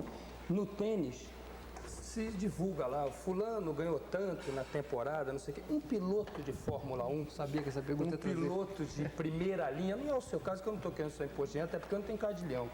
Agora, um piloto de Fórmula 1, em média, piloto de grande equipe, quanto ele ganha por mês, mais ou menos? Por mês. Bom, então vamos por partes, né? Vamos. Eu acho que a Fórmula Indy, para quem tem possibilidade de correr na Fórmula 1, é uma categoria mais perigosa. E existe risco suficiente na Fórmula 1 para escolher a Fórmula Indy. Então, por essa razão, eu nunca escolheria a Fórmula Indy para correr. E confere menos prestígio ao mesmo tempo? Mundialmente, não tem dúvida. A Fórmula 1 tem muito mais prestígio. Atinge um número de pessoas dezenas de vezes maior, né? Depois do final da pergunta... Se você admite a possibilidade de um dia vir a correr na Fórmula Indy, se vier a correr, seria só por dinheiro? Não seria. Isso eu posso responder hoje com convicção que não seria por dinheiro, porque, graças a Deus, eu tive tudo que quis até hoje. Minha família teve condições de me dar tudo o que eu quis. E faço automobilismo porque gosto, não por aquilo que eu posso tirar do automobilismo. Gastei muito até chegar na Fórmula 1. Tudo que eu consegui em patrocínio eu investi na minha própria carreira, para ter um carro melhor, tá? E só hoje é que realmente estou vivendo da Fórmula 1. Mas não corro pelo dinheiro, eu corro por aquilo que gosto, que não preciso. Essa é a principal razão. Então eu não vejo como eu voltaria a correr se eu tivesse parado ou tivesse na Fórmula 1, tivesse a oportunidade de passar a Fórmula 1 pelo dinheiro, porque não é a minha motivação. A minha motivação é a vontade de vencer e é onde eu estou hoje, que é a Fórmula 1. Você disse que não precisa do dinheiro, mas quanto é que você ganha em média por ano? Piloto, e o que você faz com o seu dinheiro, já que você não precisa dele?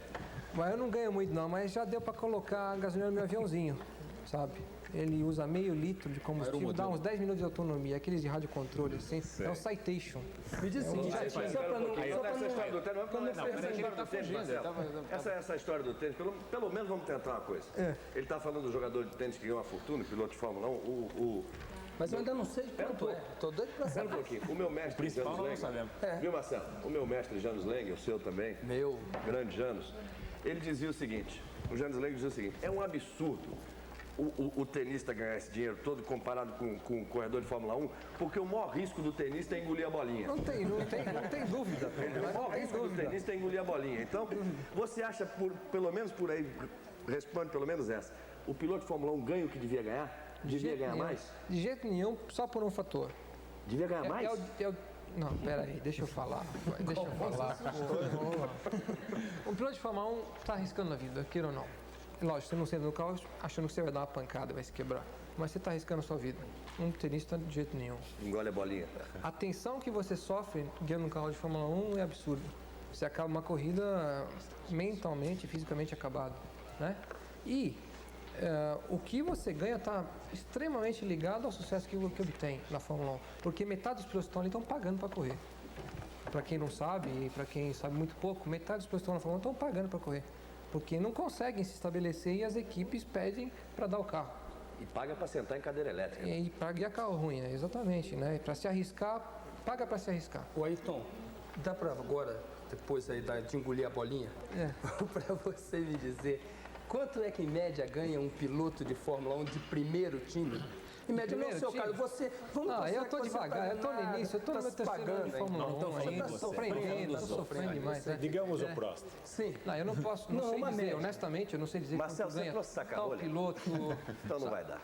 Não, vamos eu não sei quanto é que ganha cada piloto, quem precisa saber, ninguém não sabe. Mas não é segredo você dizer que um piloto de primeira linha pode ganhar entre 3 e 4 milhões de dólares. Por temporada? Por ano. Por ano. Exatamente. Fora patrocínio, porque o que eu vejo é que vocês andam todos embonecados, né? Cheio de patrocínio em tudo que é lugar, né? Quer dizer, anda no capacete, anda no corpo, anda não sei o quê. Mas isso faz parte da equipe. Isso é muito relativo. Não, sim, mas isso está computado nesses 4 milhões ou essa publicidade está fora dos 4 milhões? Isso é relativo, isso depende ao tipo do contrato que o piloto tem com a equipe. Porque às vezes o piloto ganha menos da equipe, ao invés de ele ganhar os 3 ou 4, ele pode ganhar 500 mil dólares e ter o macacão todinho para ele vender, então o que tiver o macacão é dele. O seu macacão é seu? Não. Não é não? Não. Ayrton, você disse que gosta muito do Brasil, sente muita falta do Brasil, vem bastante para cá sempre que pode e tal. Esses 4 milhões de dólares que você ganha por ano estão todos aplicados no Brasil? Já falei pra você, rapaz, já deu pra comprar um jatinho. Dá pra colocar o combustível nele, é meio litro de álcool, metanol, dá pra voar uns 10 minutos. Não, sem brincadeira. O dinheiro está no Brasil. O que você faz com o seu dinheiro? Você investe? O que você faz? É claro que você investe. O que eu menos penso é no dinheiro que eu ganho. Marcelo, tem mais um da equipe que cuida do dinheiro. Que de tudo aquilo que você... tem tudo. É de tudo aquilo que... Eu volto a falar aquilo que eu disse no início do programa. Daquilo que você não entende, a melhor coisa é não se meter. Deixa para quem entende.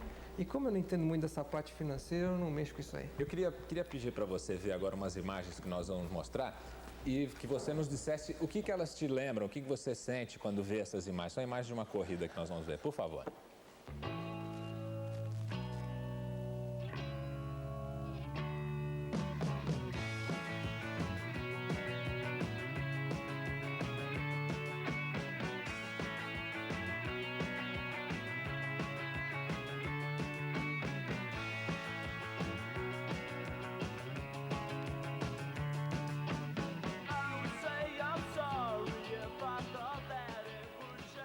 Foi realmente um dia especial, olha, porque... Você sabe o nome dessa música que estava tocando? Boys Don't Cry. Boys Don't Cry. Rapazes não choram. Eu estava chamando a atenção. E você tá com os olhos aí com lágrimas. O que você lembra dessa? Eu lembro, é um dia especial. Foi em Detroit, onde no dia anterior eu acabei fazendo a pole position. Eram 10:50 da tarde. E quando eu entrei no box devagarzinho, tinha acabado de obter a pole position, um mecânico meu segurando um quadro dizendo Brasil 1, França 0. Que o Brasil tinha acabado de fazer o gol contra a França, né? Eu saí do carro, fui direto pro meu apartamento no hotel para assistir o jogo, né? E tinha uma conferência de imprensa que eu tinha que ir, né? Me meteram o pau, disseram que eu não dava bola para a imprensa aqui. Eu estava afim de assistir o jogo do Brasil. Fui lá, assisti o jogo do Brasil e meu projetista é francês. Os mecânicos da Renault eram tudo francês. Bom, conclusão. Depois do jogo, eu nem fui à garagem onde o pessoal trabalha durante a tarde toda para no carro pro dia seguinte, porque eu sabia que eles iam me alugar, né? E nem apareci no dia, na garagem, só apareci no domingo cedo na pista, porque o Brasil tomou pau, né? E, por uma grande felicidade, a gente venceu a corrida.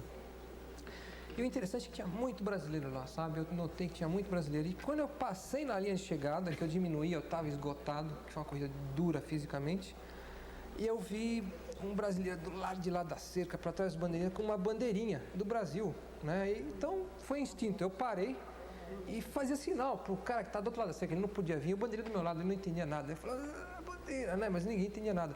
Até que o bandeirinha olhou para mim, olhou pro cara e entendeu. Aí o bandeirinha foi lá, tomou a bandeira do torcedor, que está pendurado lá na cerca, entendeu? Isso que é maravilhoso, né? O cara lá torcendo, né? E trouxe a bandeira para mim e eu dei uma volta com a bandeira. Então foi um dia especial, né? Uma desforra. Esse torcedor te procurou depois da corrida? Se procurou, não conseguiu encontrar, porque é uma loucura, né? Depois da corrida. Mas foi um momento que vai ficar sempre guardado aqui, né? Eu queria tentar pegar por esse aspecto dele. E por infelicidade a Globo não transmitiu a corrida, né? Foi transmitir o compacto lá, justo na corrida que a gente ganha, né? Tá vendo? Só para transmitir a Argentina e não sei quem lá. Foi transmitido da cidade do né? México. E eu citei esse à distância, mas sentindo o que você estava sentindo, mais ou menos eu descrevi esse momento. Eu imaginei que você tivesse visto essa bandeira até mesmo durante a corrida. Durante a corrida dá para ver o que está na plateia? Uma pista dessa dá. Uma pista dessa é difícil, porque tem o paredão de cada lado de meio, rapaz. Se você não olhar... a velocidade mais lenta e o sujeito não. No ano passado, por tentar olhar para um outro lugar, eu esqueci que o freio estava meio baixo e eu dei com o nariz no guarda-reio lá, sabe? Aí então você dessa, não. Só depois da corrida que eu vi a bandeira. Vocês ficam dentro daquele carro, uma temperatura alta, né? Dentro do carro. Deve ser um barulho que deve dar sonolência, você tem um preparo físico, mas tem horas que a sua cabeça deve sair um pouquinho da Fórmula 1, deve sair um pouquinho do carro. Para onde vai a sua cabeça nessas horas?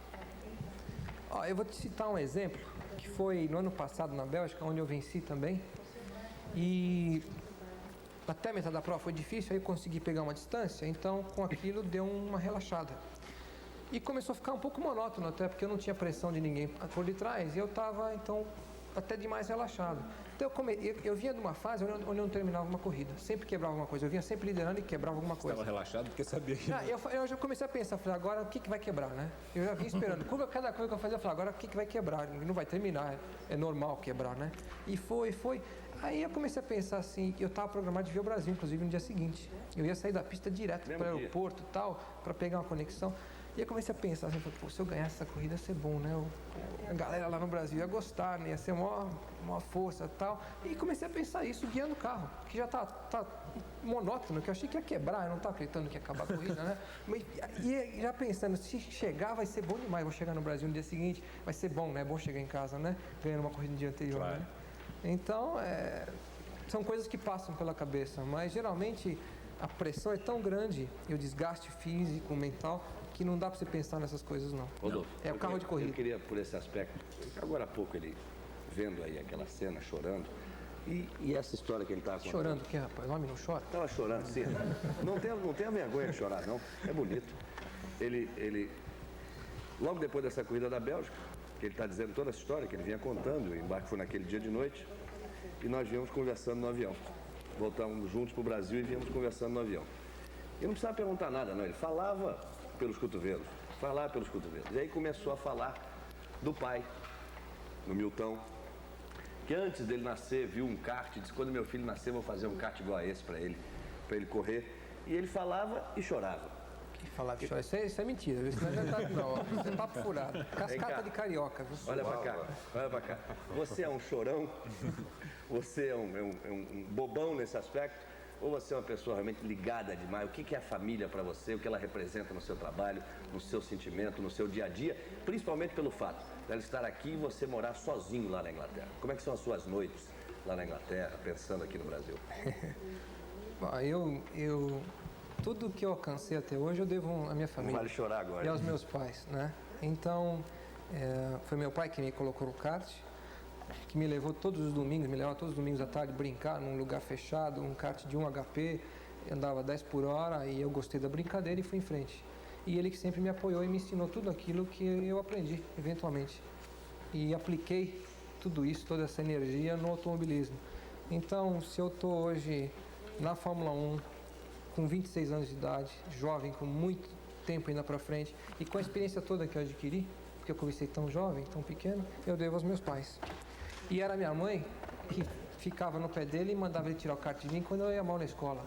Quando não tinha nota no semestre, tomava o kart de mim e eu ficava sem kart. E sua mãe tinha excesso de zelo? Dizia, não, esse brinquedo é perigoso para ele, isso ainda vai acabar mal, essa coisa? Não. Eles sempre curtiram aquilo que eu fiz e só na hora que eu resolvi passar para profissional, ir para Inglaterra, ir embora do Brasil e essa história toda aí que eu estou falando, que aí eles balançaram. Ayrton, mas ele não falou se ele é chorão, se ele é bobão, se é sentimental, como é que é? Homem não chora, rapaz, só é macho. Só quando ganha. Só quando ganha. Eu estava lendo uma das matérias do excepcional jornalista e grande amigo, meu companheiro de placar, Lemir Martins, e lá eu descobri como mais ou menos o futebol. Os ingressos mais caros, só com essa diferença.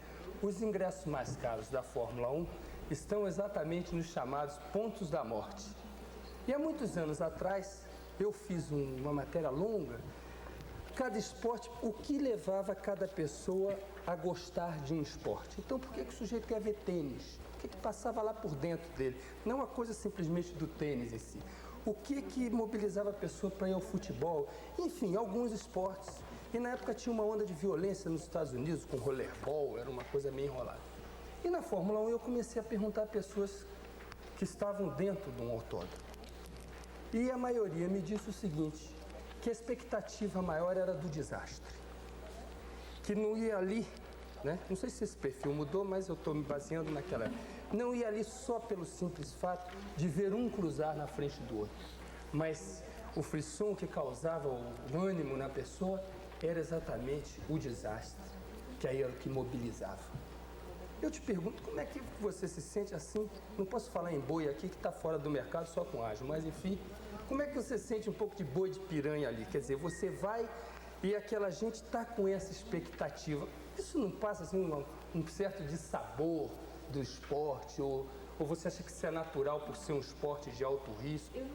Eu acho que a natureza humana é essa já, de esperar ver desgraça, não é? De acidentes e tudo mais, no caso da Fórmula 1, carros de alta velocidade e por aí afora.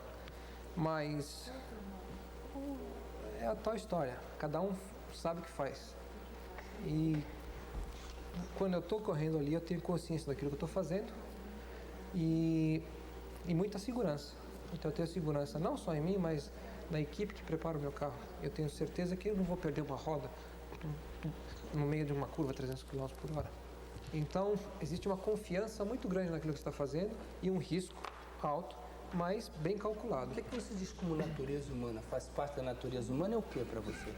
A natureza humana é o que você acabou de descrever. A maioria das pessoas vai para muitos eventos ou para muitas situações que vê pancadaria e desgraça e emoção. As pessoas procuram emoções, não é verdade? Agora, cada um procura um tipo de emoção. O meu tipo de emoção é o esporte que eu faço, com amor, com gosto, e é uma coisa que me completa. Aí um pouco de uma pergunta para o fanático da Fórmula 1, tá? Eles também têm direito, né? Então tem o seguinte, o que você pode me falar sobre esse regulamento novo da Fórmula 1? Você é a favor, você é contra, você acha que vai aumentar a segurança, vai diminuir essa praticamente banimento do turbocompressor, que ainda vai correr ainda em 87, 88 já vai ter chance quase nenhuma contra os motores aspirados. Você é a favor desse regulamento? Eu sou a favor do novo regulamento, porque o motor turbo, ele é difícil demais de se controlar. A evolução técnica do motor turbo é muito grande. Então a gente vai multiplicando os HPs. Eles não vão subindo naturalmente, eles vão se multiplicando. E muita potência, a gente tem hoje muita velocidade, o risco aumenta. As pistas que eram adequadas da Fórmula 1 já não são mais, porque a velocidade média é muito grande. E voltando para os motores aspirados, então isso tudo vai cair novamente em uma realidade. E o controle, sobretudo, ano a ano da evolução, vai ser maior. Então, hoje em dia, um acidente no motor turbo, o que acontece? É fogo. O turbo está a 1000 graus. No motor de 6 cilindros, tem 2 turbos, um em cada lado. Então, a primeira coisa que acontece é quando existe uma parada brusca, é aquele turbo a 1000 graus incendiar. E o incêndio é um dos maiores pavores num carro de Fórmula 1, né? Então, passando o motor aspirado, isso já está anulado automaticamente. E com a velocidade sendo reduzida, também eu acho que vai trazer uma competitividade bem maior. Vai igualar muito mais as equipes, vai ter mais brigas durante a prova iguais, vai ser mais difícil uma ultrapassagem, a gente deve ter shows, né? Lutas melhores, brigas maiores. E você é um piloto rápido, todo mundo sabe que é, você é bom de braço, você acha que diminuindo a velocidade volta a valer mais o braço? Quer dizer, ou seja, vamos traduzir, vale mais a qualidade do piloto, a capacidade individual do piloto? Igualando os carros, sim. Igualando o equipamento, sim. Agora, a gente não pode afirmar que os carros vão ficar todos iguais. A tendência vai ser igualar, nivelar mais. A tendência já é valorizar mais o piloto. Exatamente. E com isso, automaticamente, você vai ter aquele algo extra que cada um tem e que dedica ou que consegue num carro, ou numa equipe, ou um mecânico. Aquilo vai se somar e vai dar uma diferença. Vai dar aquele pouquinho a mais que vai ser suficiente para você perder ou ficar em segundo. Aí tu tem uma pergunta de um telespectador, Ademir de Anastácio, de Santo André. Ele quer saber o que você faz, como é que você faz para dirigir tão bem na chuva. Tomei muita chuva, viu? No tempo do kart eu tomei muita chuva. Olha, foram várias as vezes que durante a semana eu ia para Interlagos, saía da escola, meu motorista ia me buscar lá, meio-dia, com os karts atrás, na carreta, me levava para a pista, Interlagos, terça, quarta ou quinta, passava a tarde inteira lá treinando. E se chovia, eu não parava de ficar no box, não, eu continuava treinando. Mexia no kart, aprendia a ajustar e ia andar no molhado. E uma coisa muito importante, que eu tenho certeza a maioria das pessoas não percebe, é que eu tenho ainda os 26 anos de um jovem que tem o ímpeto, aquela força, aquela vontade enorme, né? Aquela garra. Mas tenho a experiência de um piloto já de 35, 40 anos, por eu ter começado tão cedo no kart e por eu ter dedicado tanto tempo. Então, toda a experiência que eu adquiri no kart, que foi a minha maior escola para o automobilismo, foi enorme. Eu tive 15 anos de kart. E 15 anos, assim, de profissional. Era um hobby, mas eu me dedicava como profissional. E você chega a ficar animado quando você percebe que na prova vai chover? Você chega Não, a o problema é um só. O problema é um só. É que toda vez que chove, o pessoal já fala, o Ayrton já ganhou. Vai ser moleza, barbada, né? E não é assim que é duro. Porque na chuva você não pode cometer nenhum erro. Um pequeno deslize e o carro não para mais. Quando você põe uma roda fora da pista... Um pequeno deslize, ele sai deslizando. Não, na chuva, quando você põe uma roda fora da pista, na grama, parece que você aumenta a velocidade em vez de diminuir. Então você não pode errar. Inclusive, na minha primeira vitória, que foi em Portugal, foi sob uma chuva tremenda. A televisão não pegou, mas eu dei 2 escapadas que eu passei ralando no guarda-reio lá. Não bati porque me seguraram, né? Uhum. E ganhei a corrida, mas é difícil. O Ayrton está falando de hobby e de kart. E eu tenho uma pergunta que encaixa os dois. A infância dele. Exato, encaixa os dois. Mas agora vamos trazer um pouco mais para cá. Um dos hobbies do Ayrton, nós sabemos, ele gosta de pilotar o aviãozinho dele, controle remoto. Mas esse aviãozinho, ele leva lá para Interlagos, em dias que tem corrida de kart. E ele fica no autódromo. E todos nós sabemos que o Ayrton está no autódromo brincando com o aviãozinho dele. Aí o pessoal vem para mim e diz assim, por que o Ayrton não vem até aqui falar com a gente? Ele saiu daqui, será que ele já esqueceu? E eu tenho que limpar a sua barra. Então agora, e eles todos sabem que eu estou aqui, e vou fazer essa pergunta para você, eles querem ouvir a sua resposta, porque eu já cansei de limpar a sua barra. Agora você responde para eles, por que você não tem vindo ao cartódromo ver teus antigos amigos? Que vergonha, hein? Cobrado, me colocou numa gelada agora. Coisa, hein? Olha, Elcio, não tem desculpa para dar, não. A verdade é uma só. Eu fico no Brasil pouquíssimos dias. A oportunidade que eu tenho de ficar aqui é muito pequena. E nesses poucos dias eu procuro me desligar totalmente do automobilismo, ou qualquer coisa ligada ao automobilismo. Porque é uma necessidade que eu tenho para recarregar as baterias. Porque no momento que você volta à atividade no início do ano, de janeiro, aos treinamentos, o campeonato começa em abril, mas você já começa em janeiro, não para mais, é uma roda viva. Você vai e volta da Europa, treina no frio, volta para o calor, corre aqui, tem uma entrevista aqui, outra ali, você não para mais. Então, existe uma necessidade nessa época do ano de eu me desligar o máximo possível da minha atividade. Para quando eu voltar afiado, voltar com mais vontade ainda, mais sensível ainda a minha atividade. E eu sinto que, à medida que eu mantenho contato com o kart ou com o automobilismo, isso tira aquele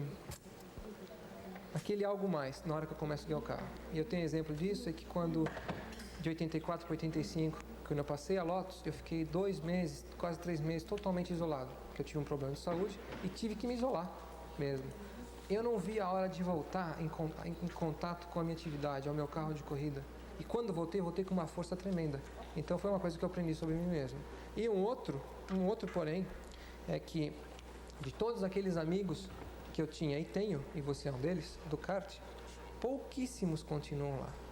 Hoje em dia, todo aquele pessoal que está lá no cartódromo são pessoas novas que eu não tenho contato e não conheço. Então, vou te dar um exemplo. No dia que eu estive no autódromo, que eu estive brincando de aviãozinho lá dentro, com o meu jatinho particular, né? Um dos pilotos, que é o Pelé, um dos mecânicos, o Pelé, esteve lá na pista, nós batemos um maior papo, brincamos. Os filhos do Tchê, que era o meu preparador de motores, também esteve lá, batemos, brincamos. Enfim, as pessoas com quem eu realmente tinha afinidade, eu continuo tendo. Agora, as pessoas novas é que realmente se torna difícil. Então, tudo bem. Lembra que eles ainda sentem você como um kartista, só para você... Ainda bem, eu me sinto um kartista ainda. Não são vou contar, inclusive, essa aqui. Combinei com o Pelé, que a gente ia combinar secretamente, de um dia de manhã, eu ia lá no cartódromo e ia arrumar um kart para dar umas voltas. E debaixo do pano, porque senão não tem jeito. Agora faz assim, você contou essa história toda, agora faz uma promessa para eles. Da próxima vez eu vou lá. Fala aí. O que você ia falar? Você contou essa história toda. Eu ia lembrar o Elcio que o cartódromo, ele não precisa visitar, tanto que no kart vocês viram que ele sempre andou muito bem e que levou ele à Fórmula 1. Agora, aviãozinho tem que treinar muito, porque já destruiu uns 12 em 1 ano e meio. Eu sou persistente, não desisto, não. A última vez que eu vi, ele conseguiu com um avião atropelar um francês que estava filmando ele. Que era massagista dele. O Ayrton, já que você falou dos seus ex-amigos, na tua opinião, dos pilotos que foram contemporâneos seus aqui, ou que foi uma geração um pouquinho antes, um pouquinho depois, e que por um motivo ou outro não tiveram a oportunidade que você teve de chegar à Fórmula 1 ou automobilismo internacional. Quem você acha que, agora que você conhece bem as outras pessoas, seus adversários, que teria feito sucesso, que teria ido bem e que acabou por um motivo ou outro não indo para o exterior? Eu diria até quem foi ao exterior e não conseguiu, teve que voltar, e que tinha condições de ter sucesso. Então tem uma infinidade. É duro a gente citar nomes, mas o Ingo é um, o Chico é outro, o Chico Serra, o Ingo Hoffmann, o Paulão, que é um tremendo piloto, né? Acabou voltando. O que é que faltou a eles, assim, esses 3 exemplos, por exemplo? O que faltou não coincidiu. Não coincidiu deles terem o carro bom na hora mais necessária, que é exatamente o passo anterior a passar a Fórmula 1. Se naquele momento, aquele degrauzinho abaixo da Fórmula 1, você tiver uma temporada de sucesso, é o suficiente para queimar a sua carreira.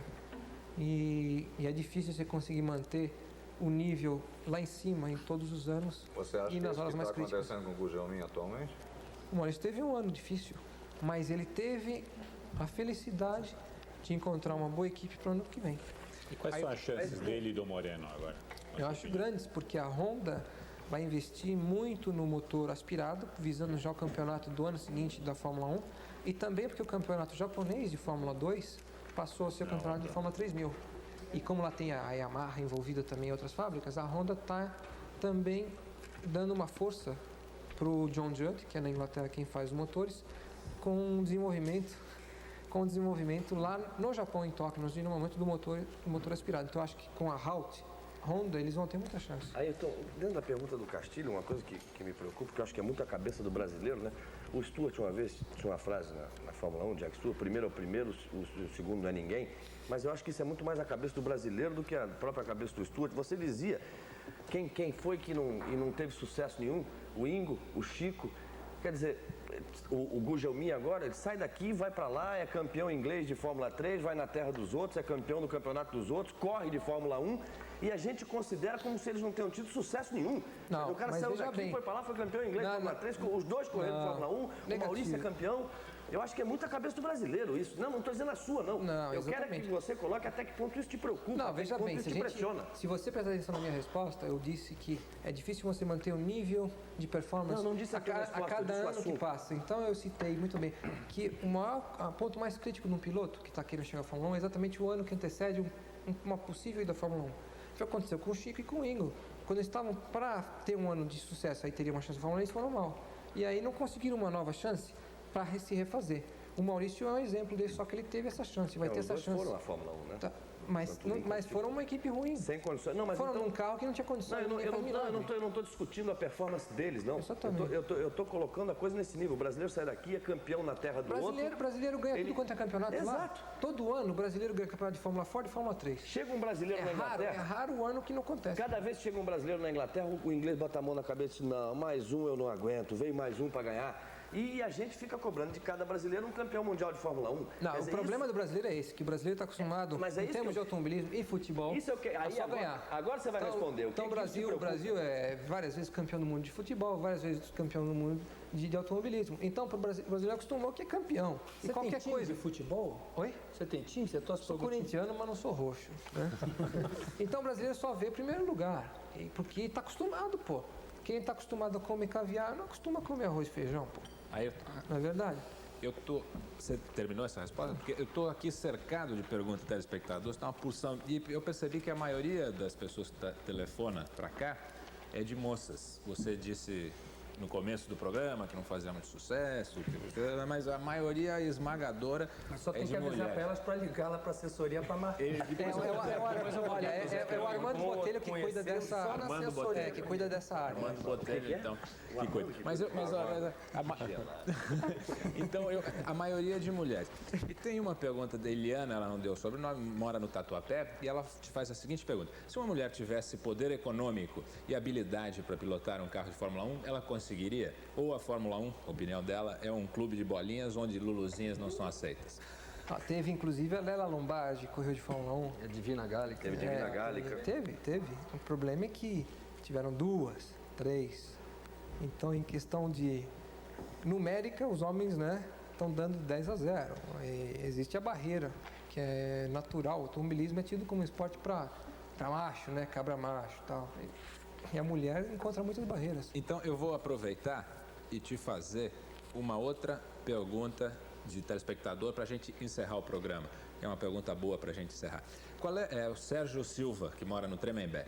Ele pergunta qual é o piloto pior para se ter pela frente, quando se precisa fazer uma ultrapassagem, e quais são os 3 melhores pilotos que você conhece na Fórmula 1. O pior, quando você está atrás e tem de ultrapassá-lo. E os 3 melhores pilotos, aí você pode, se quiser, lembrar de todas as épocas da Fórmula 1. Eu diria que o pior de todos é aquele que não olha no espelhinho, né? Na hora que você vai passar, você está crente que o cara te viu, ele não viu e... Mas não tem um que seja mais mau caráter? Quem é que não olha no espelhinho normalmente? Tem alguns que nem tem espelhinho, né? Quais são os espelhinhos, né? Para não correr o risco de olhar, né? Não vou citar nomes, não vou citar nome de jeito nenhum. Mas tem. Pode falar, eles não entendem português? Não, de forma alguma. Mas tem, é normal. Tem um que entende. Vai que entende, vai que entende, é por isso que ele não quer dizer. Pilotos melhores, e tem uma infinidade. Então, mas que eu acompanhei, que eu vi na televisão, que eu tava lá todo domingo, cedo levantava, ligava a televisão para assistir, como muito da meninada faz. Então, é o Jack Stewart, é o Emerson, e eu tinha uma admiração muito grande pelo Villeneuve, pelo arrojo dele e pelo profissionalismo do Niki Lauda. Então, acho que se fosse possível combinar as grandes qualidades de cada um deles e juntar num piloto só... No Niki Lauda, qual é a qualidade que você vê maior? É altamente profissional, frio, tem um autocontrole incrível. E no Gilles Villeneuve? O arrojo, o ímpeto. Mas sem o controle. E hoje os que estão correndo? A gente gostaria de saber. Quem é o mais completo hoje? Hoje, nesse... O mais completo, de preferência. Ele fica só o primeirão lá. Vou te dar o gostinho, eu vou responder essa pergunta para você, tá? Tá. Eu acho que estaria entre o Prost, entre o Piquet e ainda o Lauda. Ele parou de correr, mas eu acho que o Lauda era um piloto completo. E você se colocaria em que lugar nessa lista? Eu tô chegando lá, eu tô no vácuo. Tá chegando? Tá no vácuo do Lauda? Hã? Tá no vácuo do Lauda, que foi o terceiro que você nomeou? Tô no vácuo de todos eles. Todo ano que vem a gente vai tentar passar. Tá bom, Ayrton. Muito obrigado, então, pela sua participação aqui no Roda Viva. Muito boa sorte no ano de 87, na temporada. E muito obrigado a todos vocês que participaram desse programa. O Roda Viva volta segunda-feira que vem, às 9h20 da noite. Até lá. Boa noite.